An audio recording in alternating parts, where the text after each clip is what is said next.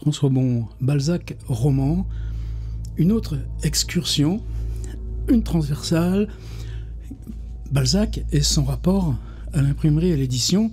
Mais est-ce qu'on peut écrire indépendamment de comment c'est fabriqué, imprimé, diffusé?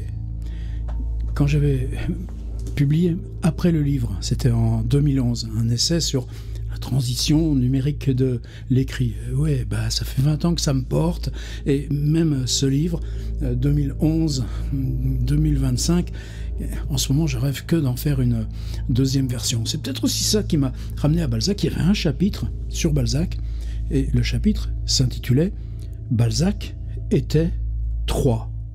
Ça peut sembler ridicule. Attendez! C'est que Honoré Balsa, devenu Balzac, devenu de Balzac, prend un nom à la Walter Scott, mais matiné de Lord Byron, ça devient Lord O'Roon, O apostrophe R-H-2-O-N-E, O'Roon, oh ça fait un peu Honoré, Lord O'Roon, ouais mais Lord O'Roon, qu'est-ce qu'il publie? On est dans, là, tout début, dans ces années 1820, où... comment ça lit le peuple? Et encore, le peuple, il ne sait pas lire. Il y en a tellement d'exemples ici. Si on fait la recension des gens qui ne savent ni lire ni écrire, là, dans Balzac, déjà, c'est encore un autre monument sous la comédie humaine qui vient flotter dessous et qui nous fait voir comme un autre éclairage stroboscopique du monde. Alors c'est quoi ces cabinets de lecture, si c'est pas le peuple en tant que tel qui ne sait ni lire ni écrire?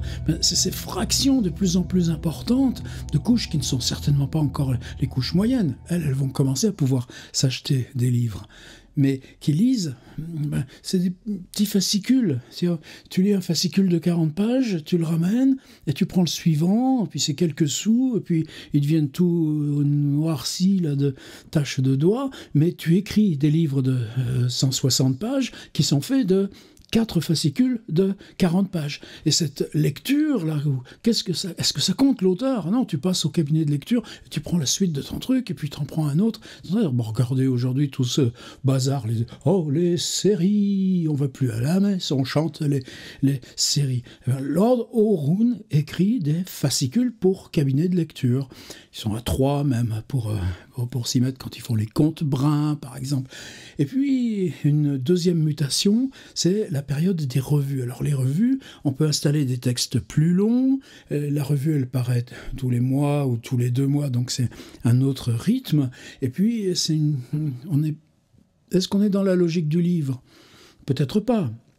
Puisque d'abord, il y a la publication revue, ensuite, il y a la reprise sous forme livre. Mais c'est plus du tout la revue. C'est dans le commerce, dans la fabrication, ce qui était là, ce cabinet de lecture. Et là, on invente un autre auteur, Horace de Saint-Aubin.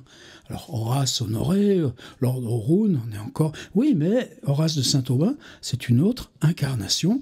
Et puis ensuite vient la vague de la presse. Alors, écrire dans la presse, les physiologies, le traité des excitants, les choses sur le mariage, ce code de l'homme honnête. C'est quoi la différence? C'est que quand vous lisez un journal, vous lisez du vrai. Le journal a pour tâche de vous représenter la réalité. Et vous-même, ce que vous lisez dans le journal, vous lui accordez statut de réalité. Quelqu'un traverse l'Atlantique en ballon. Waouh, il a fait ça, le gars? Et oui, celui qui a fait l'article, il s'appelle Edgar Poe. Et Edgar Poe trouve son système d'illusions fantastiques par le contexte dans lequel il le publie, qui est la presse. Et Balzac va s'engouffrer là.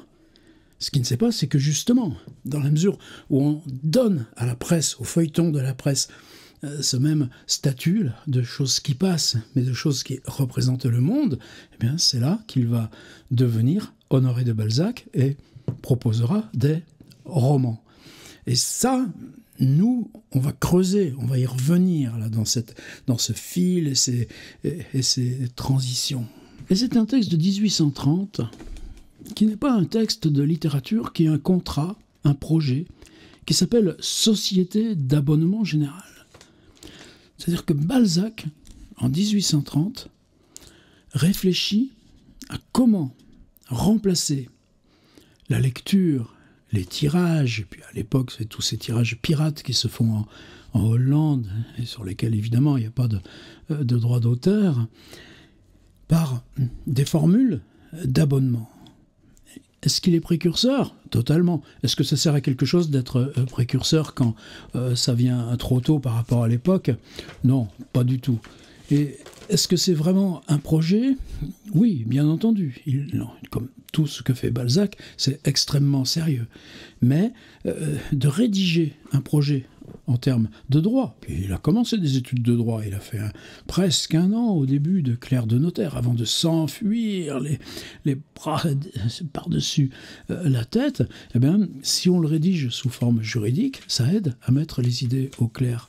Alors, c'est bref, ça fait 8 ou 10 pages, mais dans ces 8 ou 10 pages, on a un renversement quasi total de l'idée de la lecture. C'est pas la question, là encore, de dire « Ah, regardez ce que j'ai trouvé dans Balzac !» En plus, c'est un texte bien connu de tous ceux qui travaillent sur le livre, l'histoire du livre. C'est pour l'installer là, comme fondation de notre approche là, générale, de comment on commence à faire se lever un Balzac qu'on voudrait géant comme il est géant à l'intérieur de nous. Société d'abonnement général, acte préliminaire, exposant les bases, le but et les moyens de l'entreprise dite de la Société d'abonnement général. Le septembre 1830, il laisse des trucs en blanc, les sous-signés, il laisse en blanc. S'étant réunis chez Monsieur de Balzac, demeurant rue de Cassigny numéro 1, ce dernier, également sous-signé, leur a exposé les observations préliminaires qui suivent et sur lesquelles tous les sous-signés ont été admis à délibérer, ce qui s'est jamais fait. La publication des romans nouveaux, des ouvrages historiques et des voyages constitue dans le commerce de la librairie une exploitation spéciale. Le goût et les besoins du public rendent toujours nécessaires ces sortes de productions. Leurs bénéfices commerciaux, qu'ils sont susceptibles de donner, procèdent d'une source intarissable. Et tout ce qu'on va lire, est-ce que nous, il faut se débarrasser de ce qui pèse, là, ou ce qui mine, ou ce qui effrite, là, les surproductions, le pilon, les normes consensuelles, les jeux avec tous ces pauvres médias qui s'accrochent là derrière. Non, justement. Il ne s'agit pas de nous en débarrasser pour revenir lire Balzac d'un point de vue historique. Il s'agit de comment, là, une petite épine plantée historiquement en 1830 dans ce qui conditionne encore aujourd'hui l'économie du livre, bien, peut nous aider à nous éclaircir, à nous rehisser, nous redresser dans le présent. Or, dans l'état actuel de la librairie, ces ouvrages étant publiés en très grand nombre, par suite de la facilité avec laquelle ils se débitent, ont été portés à des prix qui en interdisent la lecture et l'achat à beaucoup de consommateurs. Un ouvrage en 4 volumes in 12 ou en 2 volumes in 8 coûte de 12 à 15 francs. En 3 volumes, j'ai dit in 8, on va mieux dire in octavo, hein. En 3 volumes in 12, là je ne saurais pas dire l'octavo pour 12 coûte de 12 à 15 francs, en 3 volumes in 12, 10 francs, en 2 volumes 6 francs, en un seul volume 4 francs. Or, si l'on compare la cherté des livres à la rapidité de la lecture et à la nécessité de renouveler souvent les plaisirs qu'elles procurent et qui ont créé un besoin nouveau par suite de la propagation des lumières, ce serait beau de penser que c'est l'arrivée des lampes à pétrole à la place des bougies et tout ça, comme vers 1900, on aura plein de publicités en page 4 des livres, si vous allez voir sur Gallica les PDF, à la fin il y a on proteste contre l'arrivée des lampes électriques, des lumières, des ampoules électriques, parce que la lumière fixe, alors que jusque-là on lisait à la flamme dansante, est-ce que les livres, l'âme des livres, pourra danser encore ? Alors il ne met pas de majuscule comme lumière, nous on mettrait ce référent à Diderot et au XVIIIe siècle, aux encyclopédistes, mais il associe souvent ce mot à l'éducation, à la propagation de l'éducation, et du nombre de lecteurs qui augmente annuellement, et ça c'est important. Il est facile de découvrir un vice capital dans le mode actuel de l'exploitation de cette branche du commerce de la librairie, car il n'y a aucune analogie entre la production et la consommation. Monsieur Balzac, il va parler de lui à la troisième personne, a longtemps cherché les moyens de faire disparaître ce vice qui nuit au mouvement de ce commerce et a basé le prix de la distribution des produits d'après les exigences de la consommation. Trouver quelle était la quantité raisonnable d'ouvrages qu'un homme ou une famille pouvait lire annuellement, leur livrer les ouvrages dans un système de périodicité semblable à celui des journaux et déterminer un prix d'abonnement qui ne fût pas de beaucoup plus élevé que celui d'un journal, tel était le problème. Monsieur Balzac l'a résolu. Oh, il n'a jamais été embêté pour parler de lui comme ça. De la façon suivante. Pour le prix de 124 francs d'abonnement annuel ou de 31 francs par trimestre, vous payez quoi pour Netflix au lieu de payer pour tiers-livre? Fournir 4 volumes par quinzaine, c'est-à-dire 8 volumes par mois, ou 96 volumes par an, volumes par an, francs de port par toute la France. Une société qui se formerait sur cette base pour exploiter ce genre de commerce rencontrera en France une masse énorme de lecteurs et d'abonnés dans les villes et dans les campagnes, ainsi qu'il va être démontré. Et par la suite d'un certain nombre d'abonnés, la société s'assurerait les grands bénéfices qui résultent de tout monopole. En effet, la compagnie présenterait à ses abonnés 4 volumes d'ouvrages nouveaux et du domaine privé pour une somme de 5 francs, prix qui est moindre de 2/3 du prix actuel du commerce. À ce prix, la librairie est hors d'état de soutenir la concurrence et par le fait seul de sa production, la compagnie se créerait le monopole de cette branche d'industrie qui est si considérable que depuis 1814, le nombre de ses ouvrages n'a pas été moins de 2 par semaine. Vous vous rendez compte ? Par rapport là aux 300 000 livres qui sortent annuellement.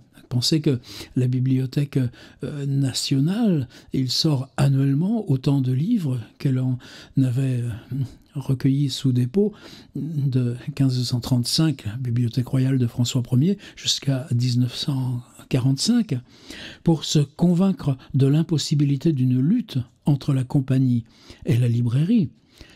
Et tant pis pour la librairie, dit Balzac, Il suffit d'exposer le mécanisme intérieur de ce commerce relativement à cette partie. Cet exposé mènera naturellement les sous-signés à l'examen des moyens d'exécution conçus par M. Balzac, et de là au bénéfice probable de l'entreprise. Un roman se compose ordinairement de 40 feuilles d'impression dans le format In-12. Ensuite, vous savez, c'est plié et puis masticoté, et les cahiers sont reliés. La librairie paye de 10 à 12 francs la rame de papier.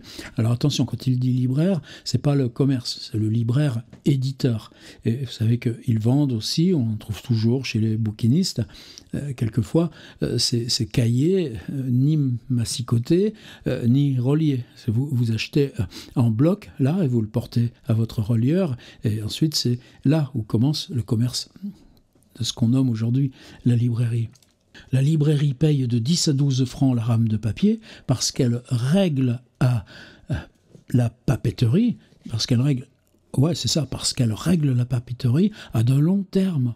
Il y aura tout ce détail-là de ce fonctionnement quand on abordera David Séchard ou les Séchard père et fils, évidemment, dans la première partie d'Illusions perdues. Le tirage ordinaire de ces sortes d'ouvrages se fait à 1000. Et ça aussi, qu'est-ce que c'est important ? Qu'est-ce qui fait qu'on a la comédie humaine? C'est que Balzac revend, c'est-à-dire il vend à Verdet ou à Souverain ou à d'autres un tirage pour 1000, pour 1500 ou pour 2500, selon. Mais une fois que le tirage est épuisé, ou pour une durée de 3 ans, ce qui vaut à peu près pareil, eh bien, il récupère les droits, mais pour le revendre à un autre éditeur, ou le revendre au même éditeur, eh bien, il fait une version augmentée, reprise, corrigée. Tandis que, évidemment, pour nous autres, une fois qu'un livre est sorti, comme après le livre sorti au Seuil en 2011, je ne veux pas ouvrir cette petite trappe parce qu'il y a des petits espoirs par là. Mais le livre leur appartient jusqu'à 70 ans après ma mort. Il va falloir que je fasse semblant d'être mort pendant 70 ans pour pouvoir le ressortir avec une version modifiée, transformée. Mais cette question-là des droits assortis au tirage, ça vient aussi, là, justement, de la Société des gens de lettres, à l'initiative de Hugo et de Balzac, qui dira, non, justement, que le droit d'auteur, c'est une exception au droit commercial. Le droit commercial, c'est toujours limité à 10 ans. Alors, vous voyez, comme tout ça, nous, est-ce qu'on est indemne de ça? Non. Et lui, il y va avec ses grosses mains. Et l'opération est regardée comme avantageuse lorsqu'un livre est entièrement vendu à ce nombre. Or, ce tirage exige 2 rames par feuille, la rame se composant de 500 feuilles. Tiré à 1000 exemplaires, l'ouvrage coûte environ 1000 francs de droits d'auteur, donc 1000 francs pour l'auteur. Nous, on touche 10 à 12%. Tu vois, Balzac, il ouvrirait des yeux gros comme son ventre.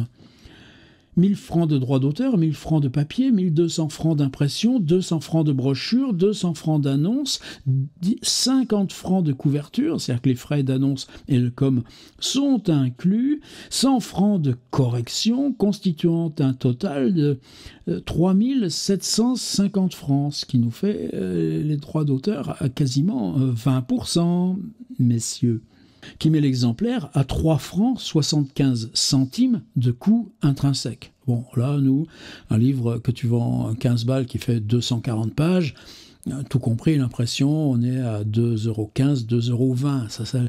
Les camemberts n'ont pas si changé que ça. Tels sont les moyens de fabrication les plus économiques.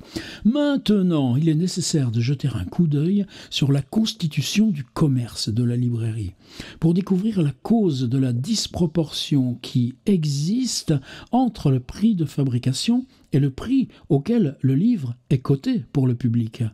La librairie est partagée en 2 classes. Les libraires éditeurs qui fabriquent et les librairies commissionnaires ou détaillants qui sont en rapport avec les consommateurs. Rien de changé. Le libraire éditeur, pressé de réaliser les fonds d'une opération faite, la plupart du temps à crédit, a l'habitude de vendre par fraction la totalité de son édition aux maisons secondaires qui elles-mêmes revendent aux détaillants et aux libraires de province qui sont en communication avec l'acheteur. Il résulte de ce système qu'un livre où le consommateur supporte 3 bénéfices différents, que font ces 3 sortes de libraires. Tu vois les étages, nous aussi, de la distribution-diffusion. Voilà comment un livre qui coûte intrinsèquement 3 francs 75 centimes est payé 12 francs. Or, il est de notoriété publique commerciale que ces sortes d'ouvrages ne sont vendus que 5 francs en gros par les éditeurs aux maisons de librairie de second ordre, ce qui ne produit à l'éditeur qu'un total de 5000 francs, duquel, déduction faite du prix de 3550 nécessité par la confection, les droits de l'auteur inclus, il résulte que son bénéfice paraît se composer au premier abord de 1250 francs par chacune de ces opérations. Si vous ne suivez pas tout, c'est pas grave. Et si vous avez la petite clé là avec Balzac roman, tout ça, tous ces textes, évidemment, ils sont mis à votre disposition dans la mesure où j'en parle. Mais les maisons de librairie de second ordre, où les commissionnaires ne réglant que tous les 10 mois leurs achats avec l'éditeur et le payant en effet à 18 mois, tu comprends qu'aujourd'hui, ils bloquent les droits au 1er décembre et au 31 décembre, pardon, et c'est seulement au mois de juin ou d'octobre qu'éventuellement tu reçois là le paiement différé. Et ça s'est enraciné dans cette tradition. Et tu leur dis, mais vous n'avez pas des ordinateurs? Non, ça ne change rien, ça. Il résulte que ce dernier ne rentre dans ses avances et bénéfices qu'au bout de 2 ans. Or, le papetier ne prenant, ainsi que l'auteur ou l'imprimeur et le brocheur, que des effets à 1 an au plus, il convient de retrancher 1 an d'intérêt à 7% sur les 5 000 francs, ce qui diminue le bénéfice de 500 francs au moins. Puis il faut encore le diminuer de 8%, attendu que l'éditeur livre souvent 108 et souvent 110 exemplaires pour 100. Il y a toujours dans nos contrats aujourd'hui la passe, ils appellent ça la passe. Et pourtant, tu vois les machines qu'on a maintenant.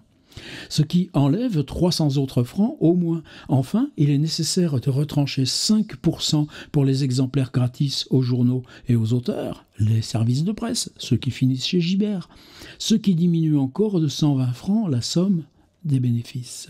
Or, sans compter les chances énormes des faillites à venir, et il s'y connaît en faillite, lui, il est évident qu'au prix actuel, les libraires qui éditent des romans gagnent de très faibles sommes.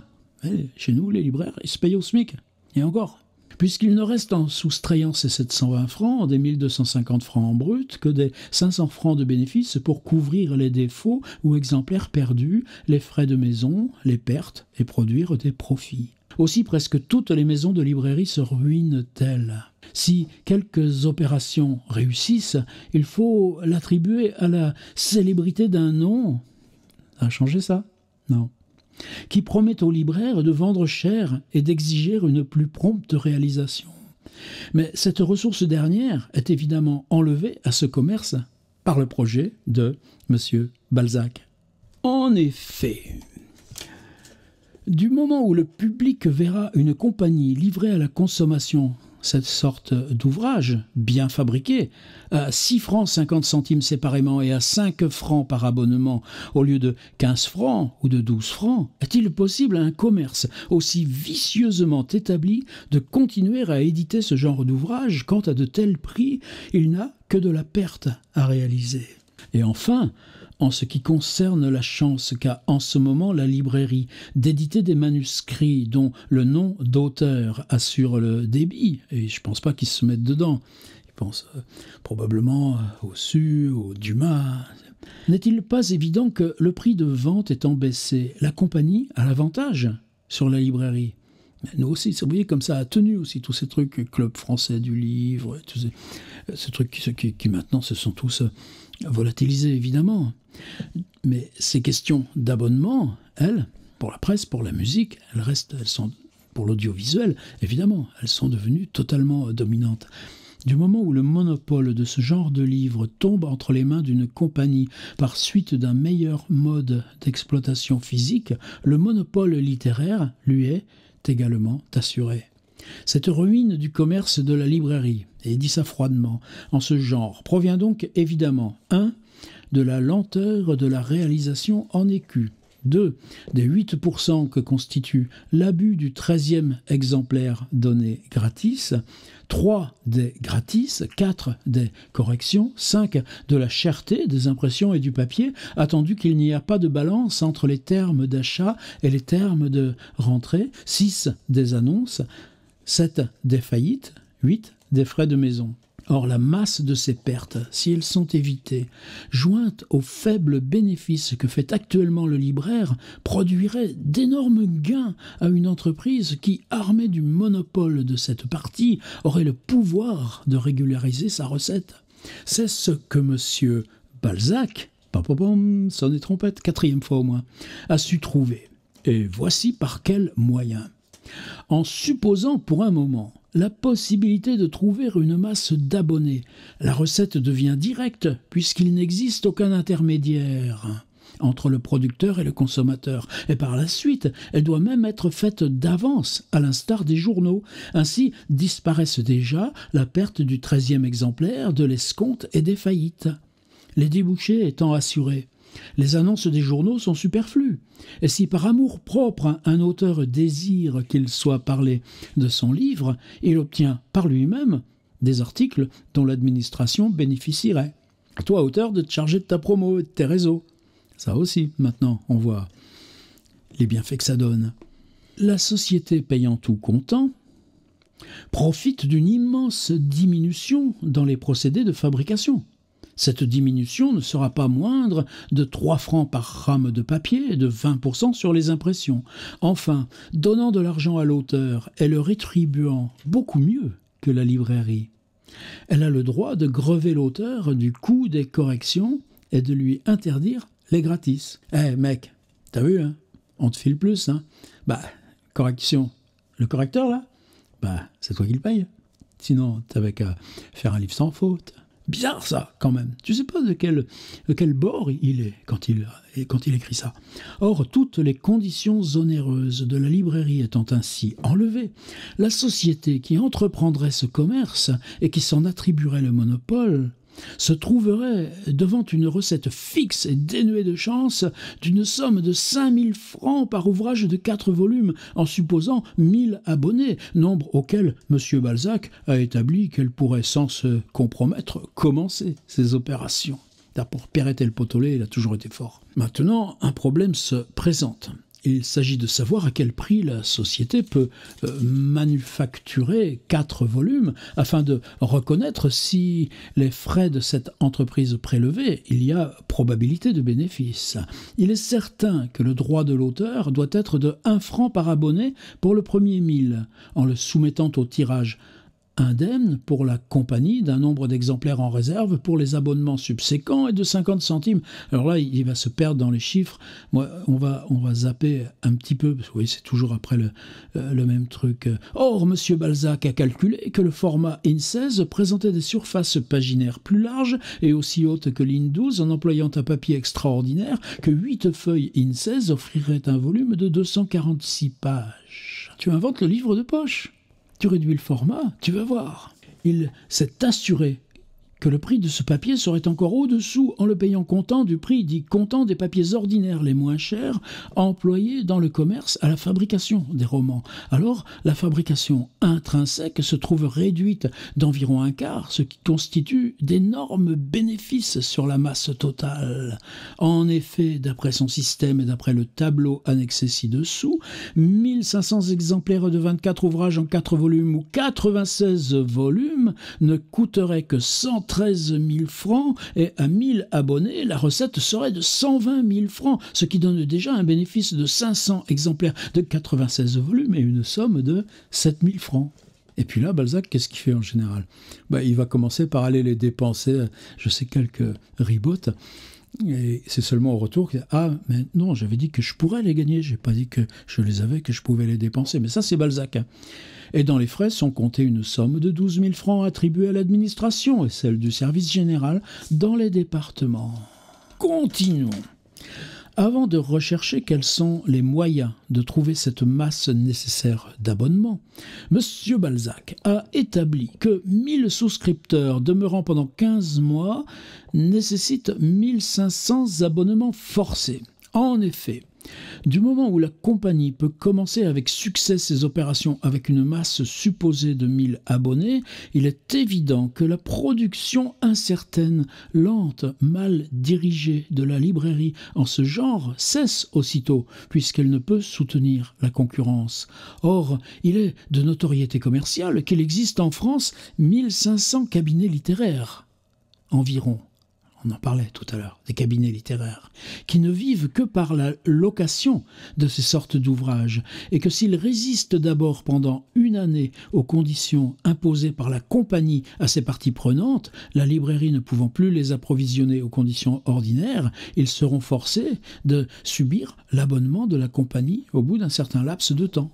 Comme nous, on vend beaucoup plus cher les livres qui passent par le marché public des bibliothèques. Quelle foire d'empoigne sont ces marchés publics, avec 3 ou 4 grossistes, des grossistes qui récupèrent toutes les bibliothèques de tout le pays, là où encore traditionnellement ces marchés-là, universités, bibliothèques, écoles, servaient à soutenir le commerce local. Il n'y a rien là. On n'a pas beaucoup changé sur tout ça. En effet, compte le nombre de « en effet » dans ce texte, les souscripteurs naturels de la compagnie sont précisément des personnes ou trop riches pour se soumettre à l'insuffisance des livres loués par les cabinets littéraires, Si tu as des sous, tu ne vas pas aller lire tes livres chez les pauvres, lesquels ne peuvent dans les provinces donner régulièrement des livres en lecture dans les châteaux, ou des personnes trop éloignées des chefs-lieux où se trouvent des cabinets. L'observation la plus superficielle des mœurs provinciales révèle qu'il existe une masse considérable de propriétaires habitant la campagne, même pendant l'hiver, auxquels il manque entièrement des sujets d'amusement et de distraction. T'as qu'à voir dans la comédie humaine, comme ils jouent aux cartes et tout ça. Ainsi, la compagnie qui se formerait créerait plutôt des débouchés nouveaux et réveillerait plutôt des besoins non satisfaits qu'elle ne s'adresserait aux consommateurs actuels, car ces derniers doivent infailliblement lui être acquis par suite du monopole. C'est-à-dire, si tu as la concurrence, là, par contre, ça ira mal. Et le monopole ne se constitue que par la création d'un certain nombre de parties prenantes inconnues au commerce actuel. Et c'est ici le lieu de démontrer avec quelle facilité, on a lu le plus gros, vous allez voir, pour peu que la compagnie réunisse des actionnaires capables et pleins de ténacité, s'établiraient des lecteurs nouveaux. La France est divisée en 44 000 communes. Je crois que maintenant, ça doit être 36 000 et quelques, dont le premier degré d'agglomération est un chef-lieu de canton. Nous, on dit la Comcom ou l'agglo.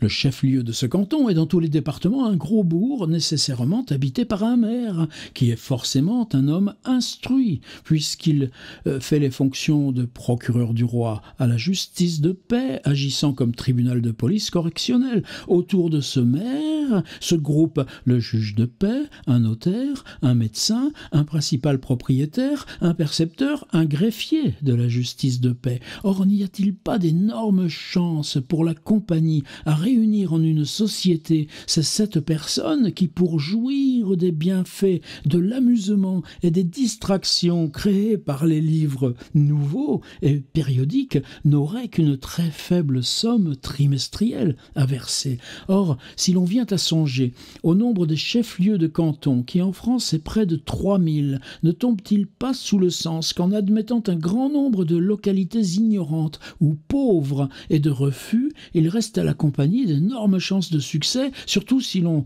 en vient à considérer 1. Le nombre de grands propriétaires qui habitent la campagne. 2. Le nombre des chefs-lieux d'arrondissement privés de cabinets de lecture. 3. Le nombre de lecteurs qui, même dans les villes populeuses, préférera, pour un prix presque égal à l'abonnement des cabinets de lecture, recevoir des livres directement et les conserver.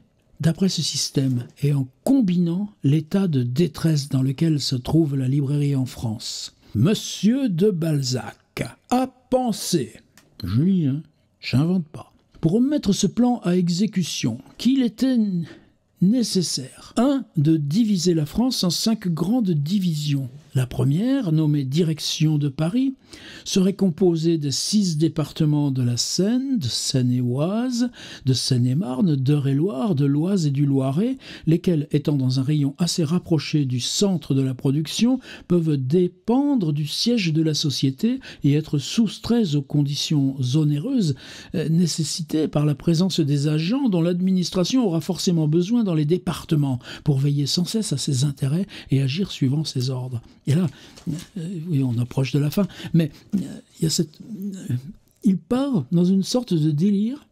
Qu'est-ce qui est important? C'est que l'accumulation, et vous allez voir, c'est une accumulation formidable.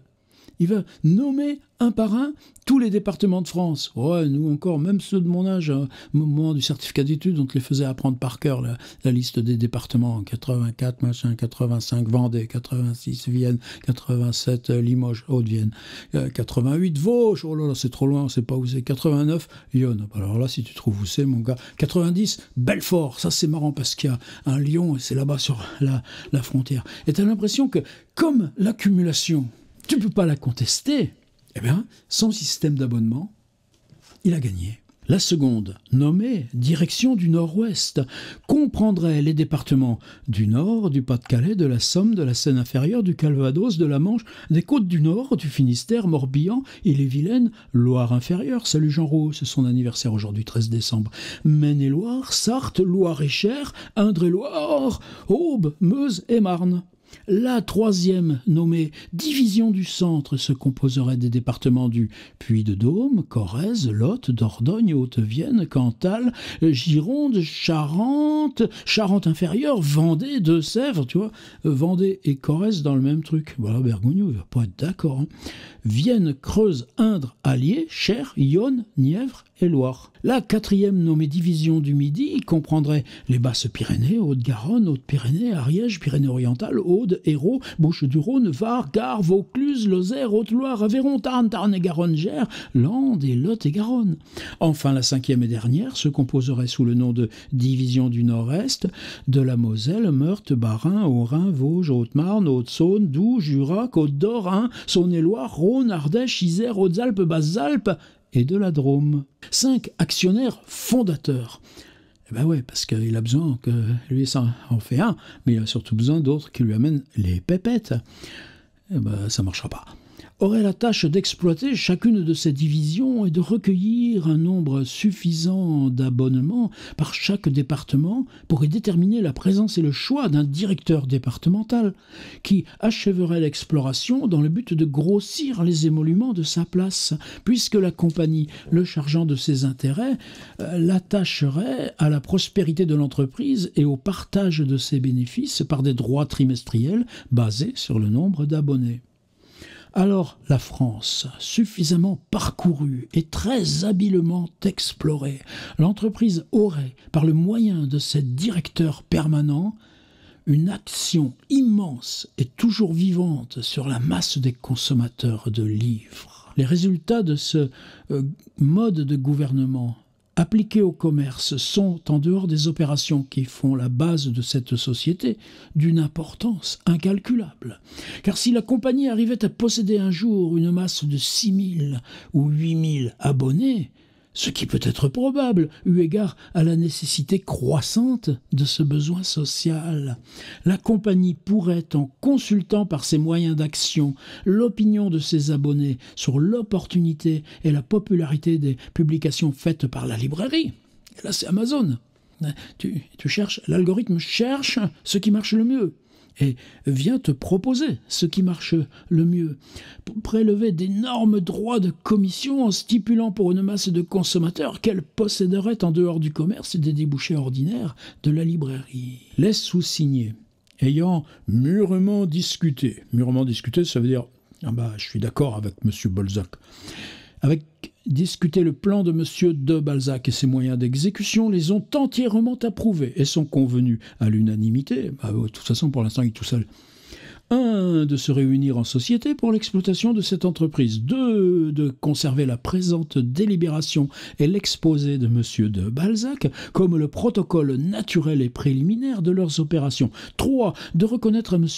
de Balzac et de lui garantir un quart des actions comme rémunération bénéficiaire, exempte des charges imposées aux autres actionnaires en faveur de la communication à eux faite de la présente entreprise. 4. D'adjuger à monsieur et madame de Berny. Tiens, madame de Berny, c'est sa chérie qui a 20 ans de plus que lui. Eh bien, on embauche monsieur, tiens, dans l'affaire. Un quart des actions. À qui tu vas demander des sous pour commencer? À la Dilecta.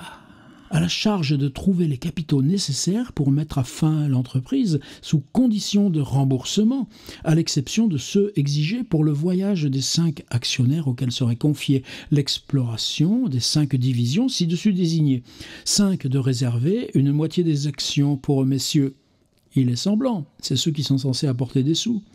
Messieurs les actionnaires qui se chargent de voyager entièrement à leurs frais, attention, faut pas pousser, vu les bénéfices que tu es censé faire, dans chacune des divisions qu'ils choisiront, et ce, pendant tout le temps nécessaire pour la réussite de l'entreprise. 6. De dresser un acte de société qui constate uniquement le nombre des actionnaires, leur part d'intérêt, le mode d'administration, etc., lequel sera considéré comme la 2e délibération de la compagnie et qui sera simplement enregistré, attendu que toutes les opérations de la compagnie se faisant au comptant et nul n'ayant de responsabilité commerciale la compagnie avisera plus tard, s'il est nécessaire, de remplir les formalités qui ébruiteraient l'entreprise et son but. Ne dites rien. c'est nous qui allons ramasser le morceau. À la présente délibération ont été annexés les calculs suivants qui servent de preuve aux assertions si énoncées par M. de Balzac.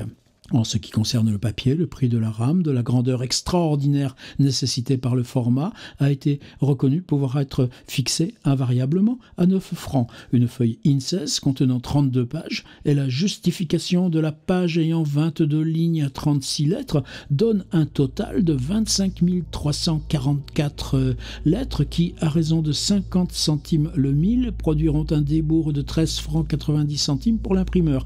La mise en page de la feuille pouvant s'établir à 2 francs, le total du débours pour la composition seulement est de 16 francs, sur laquelle s'ajoute 7 francs d'étoffe. Qu'est-ce étoffe là, 863,3. Là, ça fait du bien d'avoir des appareils critiques sur ces... Quand on est dans ces zones-là, les étoffes sont la somme calculée en su du coût de la main-d'œuvre et comprenant les frais d'exploitation, d'usure, des caractères et des presses et les bénéfices. Les étoffes s'expriment en pourcentage de la main-d'œuvre, les conditions de la typographie se dégradant. Les étoffes avaient beaucoup baissé en 1830. Merci. Je ne sais pas qui a édité ça, c'est Pierre-Georges Castex. Merci Pierre-Georges Castex de nous renseigner sur les étoffes. Il se trouve hors de doute que la composition de chaque feuille coûtera 23 francs, chaque livraison, etc. Plusieurs imprimeurs ont accepté le tirage de la rame, imprimé des deux côtés, à 4 francs, étoffes et déboursés compris. La brochure peut avoir lieu à 3 liards le volume. Ces prix établissent la sincérité des calculs faits dans les tableaux suivants.